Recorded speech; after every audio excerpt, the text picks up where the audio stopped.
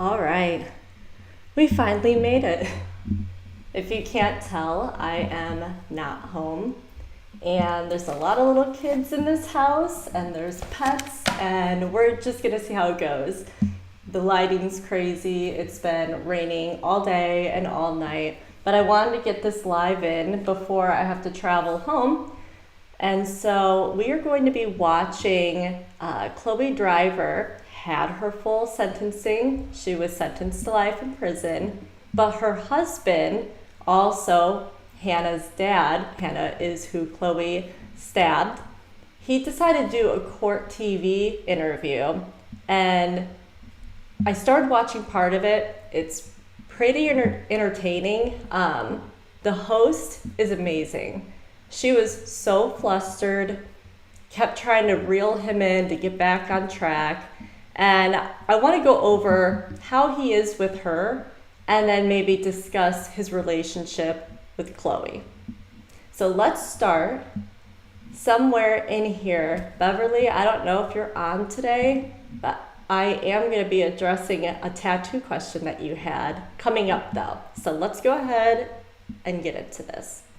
Joining us now, Chloe Driver's ex, baby Hannah's father, Ben Rosenrock, formerly known as Benjamin Ben Michael.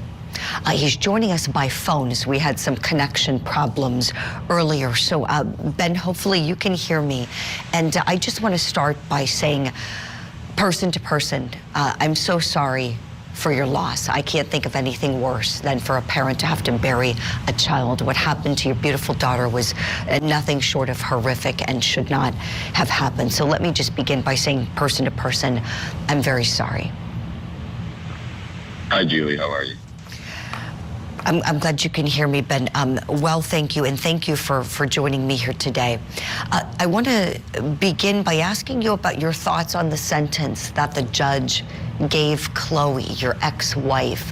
What did you think about parole after 30 years being a possibility? I don't remember us getting divorced. Oh, you're still married? I work in a jurisdiction that is higher than the jurisdiction of the United States Commerce Code. I work under international ecclesiastical canon law. That would have required her and I to go to stand before a canon law judge in Switzerland, and we called it that. Okay. Are you a sovereign citizen as well? I find the word sovereign citizen both repugnant and moronic, because sovereign means you are the supreme of something, and a citizen means you're an underling. Two terms are repugnant to put together and moronic. Okay. Also, I would never claim that. Sovereign citizen implicitly within the moronic term implies extra privileges. The privileged class are judges. All right, let's just take a quick pause right there. She's had enough already. He is talking too much. He's trying to almost show off his knowledge and what he finds acceptable for her to say in terminology. And this isn't going to be the first, second, or last time he does it. He does it a lot during this, but you'll see very quickly she's very respectful, but she starts to go after him to keep him on track. So let's continue. Extra privileges to utilize their ability to attempt to help people and bring justice. So the police and judges are sovereign citizens. They get extra privileges. Well, I don't want to get off track. You have a class. Well, the let's finishing talk statement about what's is it's a class that important. has rights. So I work on the side of rights. There's rights and privileges, and there's a few more privileges. Okay. So let's talk about what is important. You said you're still married to Chloe Driver. So then your wife Well, I'm not saying sentenced. I'm necessarily interested in the relationship. I'm just saying at a lawful sense. Mr. Rosenrock, I'm not interested in arguing with you. You said you'd like to come on to the program, and we would like to ask you some questions about your baby who was murdered and about your wife. You corrected me when I said your ex-wife. When I said your wife, you corrected me as well. We're not going to play games here. So let's get down to serious business. Your daughter was murdered, sir. How do you feel about your wife's sentence for murdering your child? Like I said on stand, I'm not sure there is a sentence that would speak to her, or that any kind of sentence. There's no sentencing that can recover my daughter. So what happens with her sentencing and with her life, it is what it is.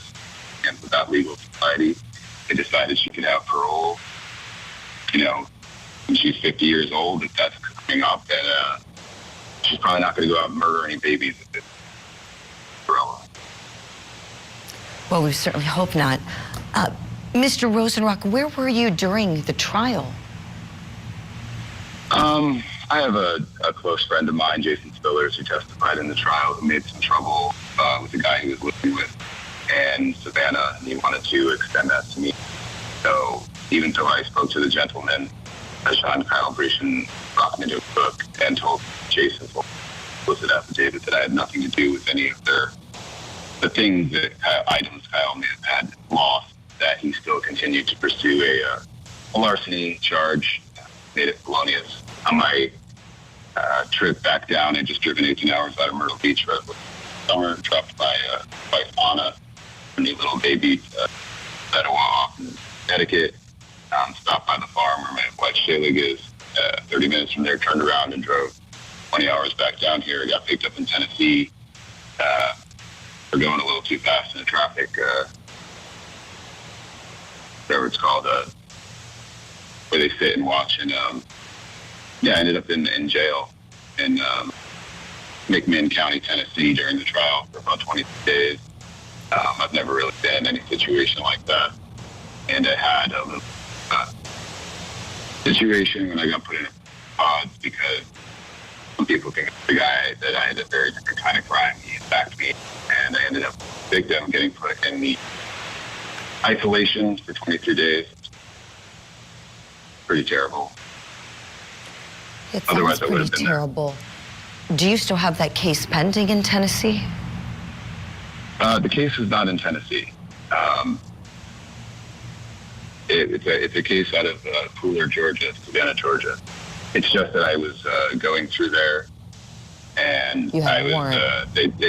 It's a place that even people in the jail made it a joke about this one cop, Emery, because it's there, and it drastically changes from 65 to 45. Yeah, so you got picked up in a speed trap you're talking about, but Right, you had an you- outstanding yeah. warrant? Is that what you're telling us, the warrant out of Georgia? I to get did, to and Tennessee? I makes sense. felt as soon as I got in there that the guy was just. I had my wife Shaylee call him because he spent time at our Maple City property, and a known guy. Okay. I gave a lawsuit, and it felt like he would drop the charges pretty. He didn't. So I was only on a hold as a fugitive of justice from Pooler for this larceny. Okay, so you were in jail during this trial, and that is why you say you weren't there. Tell us about Unfortunately, your and, relationship with Chloe, please. Our understanding is you met her when she was just a minor. Well, I was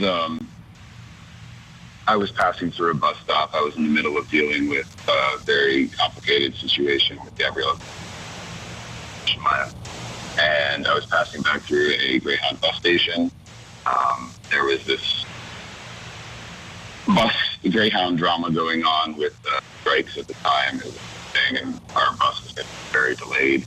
I was walking back, and this young girl was looking at me, and I'd seen her since I walked in. And she said to me, I said, "Oh, are you on this delay too?" And she said, "No, I just have a regular 3-hour bus to town." And we started talking. I guessed her age to be about 21 at the time. We were talking, we sat, we talked for about 1.5 hours. We exchanged contact information, and as the human drama would go, I got back with Gabriella with my phone about 2 days after. So I had no contact with the girl until many months later when she called me. Okay, was there contact when she was a minor child, though, inappropriate contact? There was no inappropriate contact. At the time, she had turned 17, and she was contacting me and asking me questions about the nature of life and reality, and called me her rabbi, playfully. Okay, my light keeps falling. Sorry, it's just, I'm in a corner and it's raining right there. Bad lighting. Okay, so Beverly, you asked about his head being tattooed, and I said, I don't see that, but I think he dyes his hair. Yes, he dyes his hair. His natural color is a light brown, and he dyes it black now. I also want to go back. So we now know that he met her. Sorry, I just hit my mic.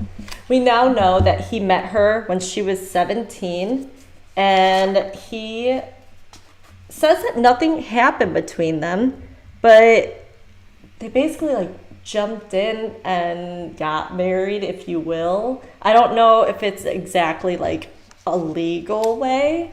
I don't know. They're kind of like drifters and everything like that. And we're about to get into some of his family-esque background with Khloe and his 2 other wives. And even there was a guy who testified who is in jail right now, but he got to go to this and testify. He is also a polygamist with crazy beliefs. So we're gonna watch. I'll be talking when we hit some of these crazier parts. Do you deny that you're a cult leader, sir? I'm a cult leader. I'm a very bad cult leader. I have had the training and the aptitude to be a cult leader, but if you take classic examples like the movies or Scientology, there's an aspect of like overpraise and validation. There are certain things. Did you catch that? He said, I'd be a bad cult leader if I am. And then he said, I went through training though to be one. What type of training? Where are you going and getting training to be a cult leader? I just thought that was so odd. Let's keep going. There's still weird things to come. To go into running a cult. I'm a cult leader. I'm a very bad cult leader. I don't really have a cult following. Maybe in the time when Khloe and I were a couple, I feel like it might be closer to saying evangelist. We'd go around and share information with people.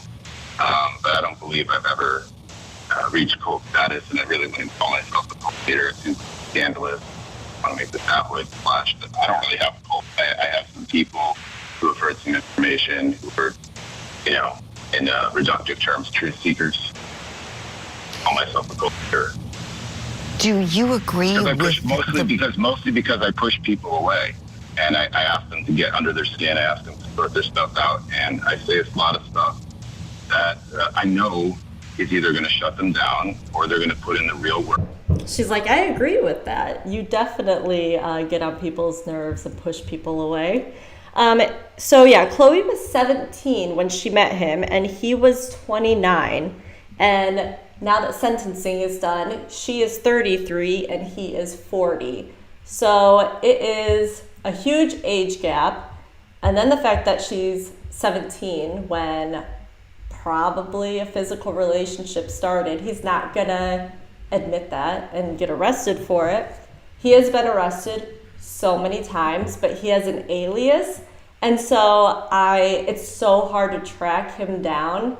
I think he ended up merging his first name, middle name, and then I think he made up a last name.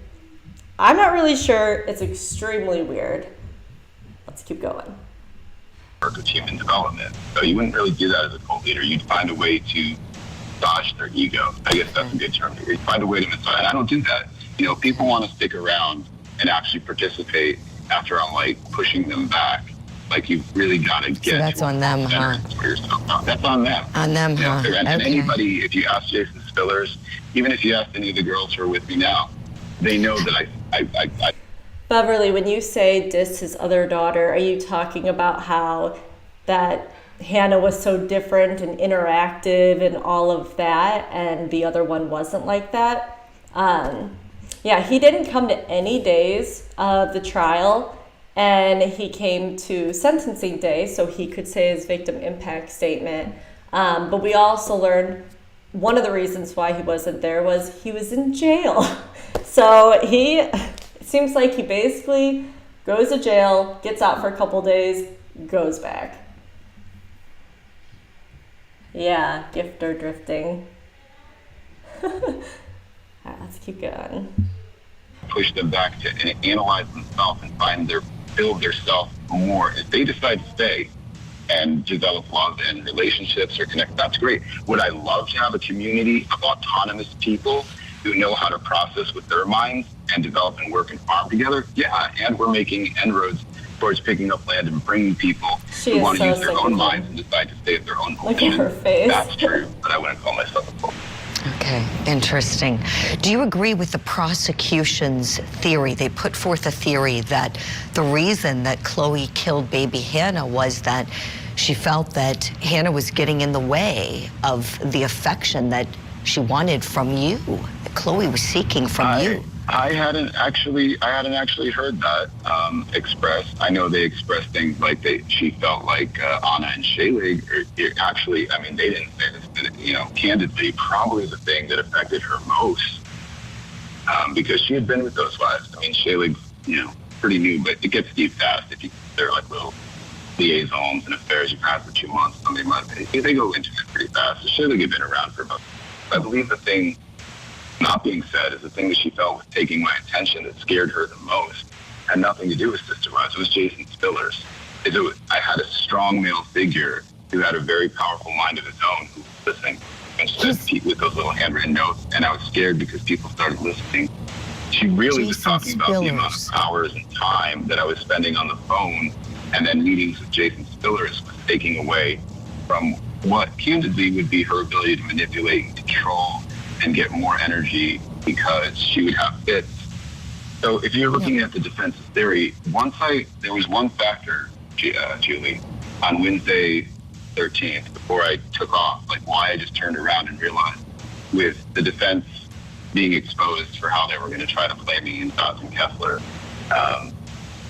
misrepresenting himself to me for a few months, and then the state not being sure how it was going to work, I just decided to drive down. Got a friend who was watching court TV relayed to me Officer Chris Shaw's explanation of the way that she killed my daughter, because that is something through the jail calls that Chloe had withheld from me. She said, put a little puncture hole in her neck and drained her, held her, and told her I loved her, which is awful and disgusting sounding to begin with. But it was a different picture when I heard what she brutally did. Every element of my body switched on, every neuron, every nerve, and I realized what really happened. It was because horrific. It's a problem in a relationship. Well, it's a problem in a relationship when you believe in somebody, because they're your human, and... Well, you had multiple humans. I mean, you had multiple wives, and as you said, part of the problem was she's jealous of the wives. She's got this baby. The other wives didn't have babies, and that was kind of what the prosecution's putting forth. You mentioned Jason Spillers. If I'm not mistaken, he's the member of your cult that drinks his own urine, right? Well, I mean, it's what you were starting to say, is that Chloe enjoyed a lot of time with me by herself because Notice how he deflects that. The answer is yes. He is that guy. There he is. He took the stand. These are kind of creepy people, just a little bit. They're a little bit far out there, a little bit creepy with these really young girls from a young age. It's just odd.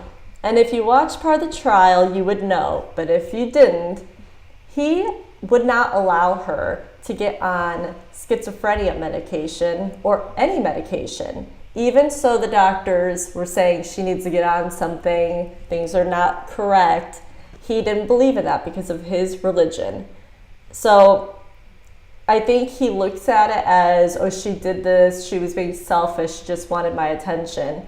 Well, no, she was trying to get help and trying to do certain things. And if she would have gone and got on medicine, he would have probably been mad at her. He might have left her. It's just a sad situation because there is that chance that this would have never happened to Hannah. Period with Gabriella had ended, and we had at least a year and a half, and some of that led to her feeling a certain sort of level of connection. And Jason is into a lot of interesting health modalities.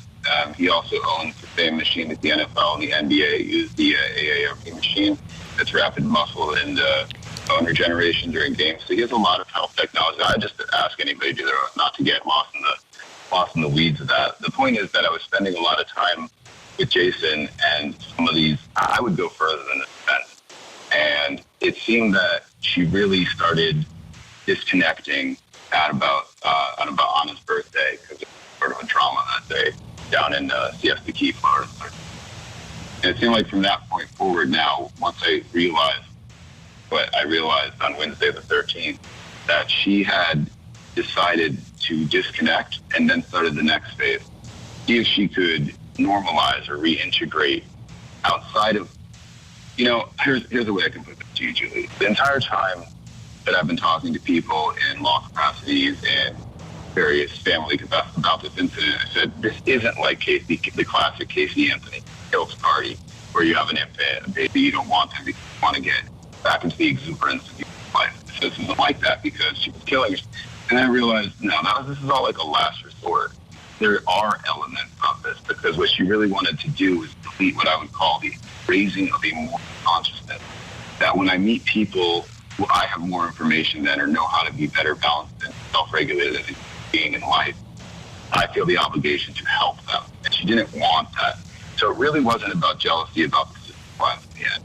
It was that they were of a lesser level of development and refinement about ways to be. And it doesn't mean that Chloe was always being them, but she understood how to be them.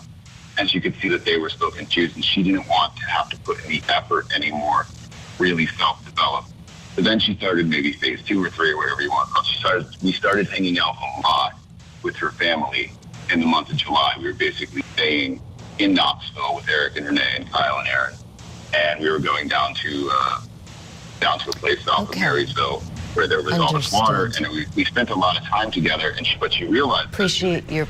What he fails to mention is they went and spent a lot of time with her family because of her mental health problems. Her family was afraid for her. They all wanted to rally around her and support her.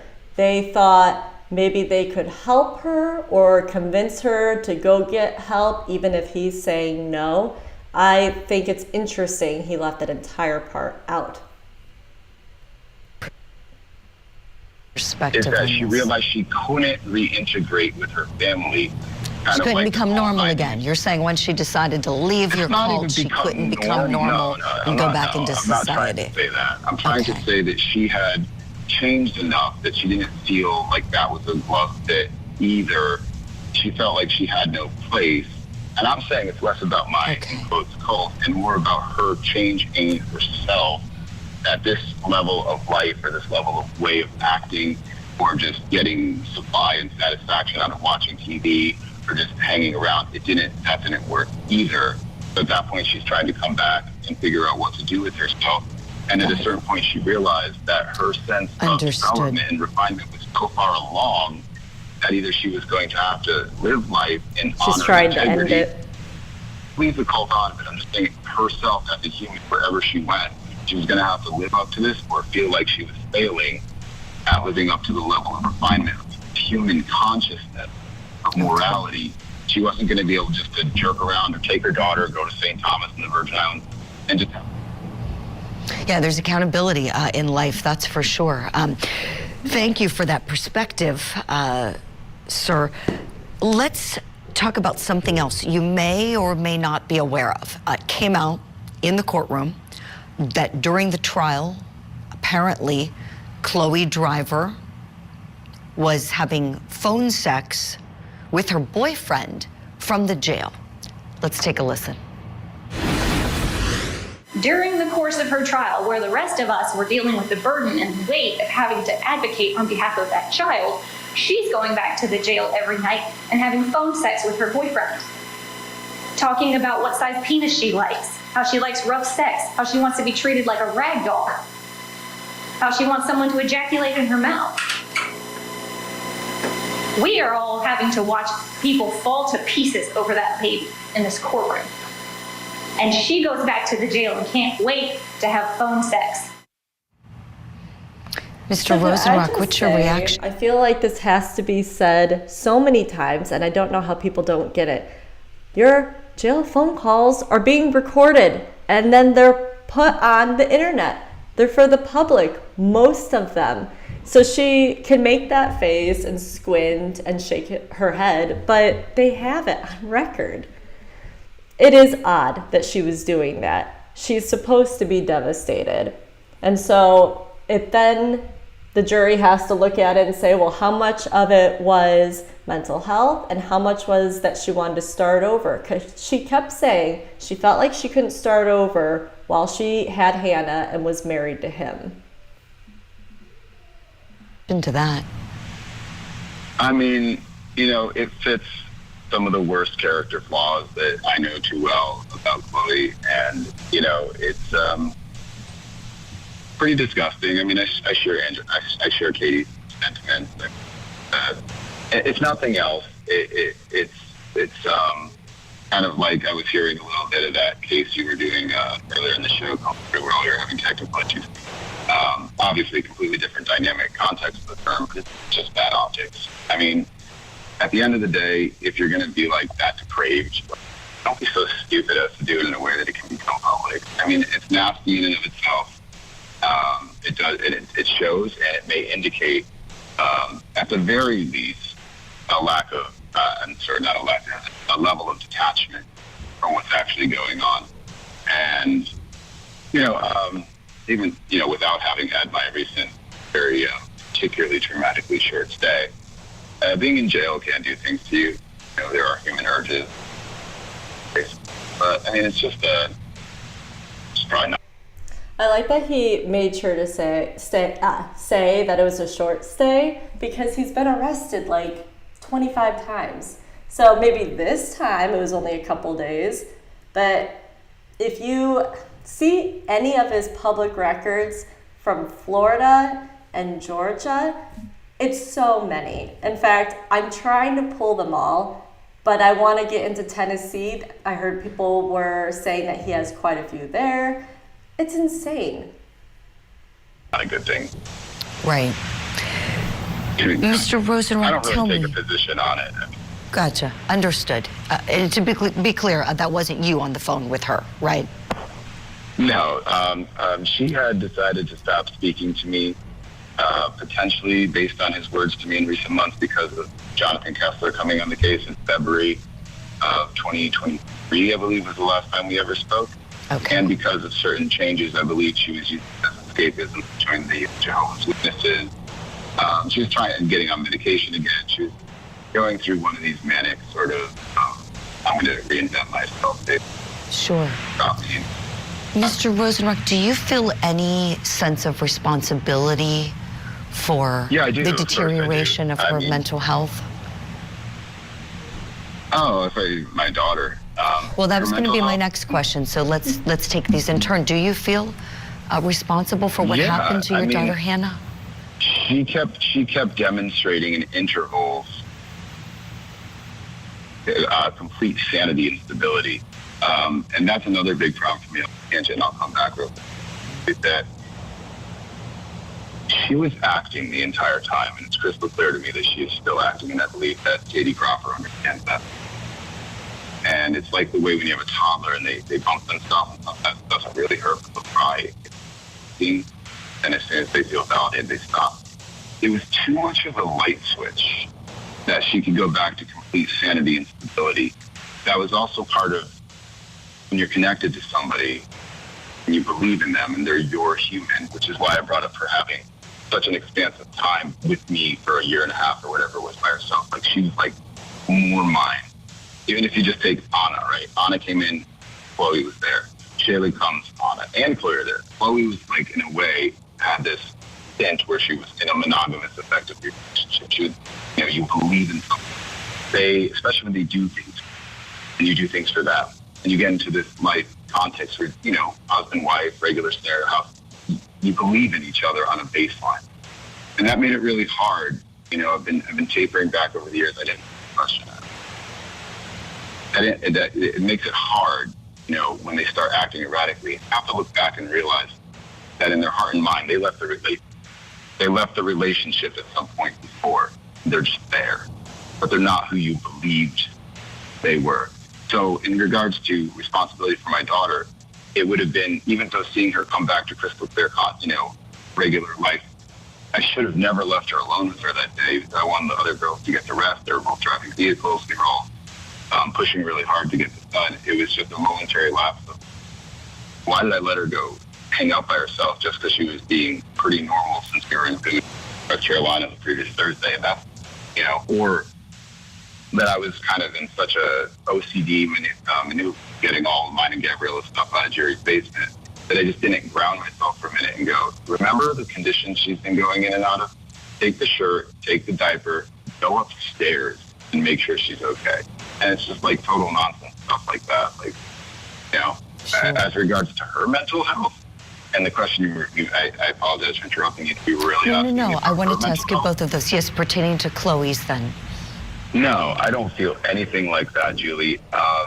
Okay. She came and what she had was a lot of exuberance, and I don't know that she's ever been tested, but and sometimes Jason Spillers makes me want to puke in my own mouth and not present my views on women very well, and he's very misogynistic. I believe that women actually have far more powerful minds than men. It's just they work in a different way, which is usually an intuition, and that Chloe had the ability to understand without having to go through the things that I shared with her. And so she came with a lot of exuberance to receive information like that, but she also had a lot of trauma that we didn't need to go into the weeds of. Right. No, we're certainly aware. We heard a lot about her mental health through the trial. So We're out of time, so we really, there's really not much more we can squeeze in. We're out of time, but I do want to say thank you again to you, Mr. Ben Rosenrock, formerly known as Benjamin Ben Michael, baby Hannah's dad. Again, we are so sorry for your loss, and thank you for coming on the program and answering our questions. She is such a pro. Such a pro. I would not have been as respectful as she was. She did a good job standing up for herself. I'm happy with it. You have to let me know what you think about him. I just find him very creepy. He keeps talking about Chloe in a manner of, that's my person. And it just sounds like he looks at them as objects or physically his things, and obviously not good. But then there he is saying that he was training to be a cult leader. It is crazy. I don't think that will be the last we hear from him. I think as his many arrests pile up, probably we'll see him again one day. And who knows, maybe Chloe will get to parole out one day. She has a lot of work she has to do. They have to figure out medication that can help her, and she needs to do time, but maybe at some point she can get her head fixed, and we'll just see. Tomorrow I am back. There's new trials starting. If there's any that you really want to start this week, maybe write me in the comments below. Otherwise, I will choose myself, which sometimes is good, sometimes is bad. I said in the last live that Lori Daybell, I know she doesn't really have Daybell on her stuff yet, but she's representing herself, and we are not going to miss one day of that. I am so excited for that. We do know that Stefan, I forget his last name right now, Stefan, who is connected with Madeline Soto, his starts in February. We are not missing 1 second of that. I actually have already started to put together an unmasking video of him. I really don't like him. I would assume most people are not big fans of him. I just think there's been so many little signs, even years and years ago, him working at Disney. I mean, so many people have worked at Disney that have been really bad dudes, and he was definitely one of them. So I hope that will be quick and just, and he will be in jail forever. And there is the chance, death penalty for Florida, so it could go that way. We'll just have to watch. All right, like I said, leave me a comment. I am traveling home today. I will be on first thing tomorrow with a new trial. Thanks for watching. Bye, Beverly. Thank you.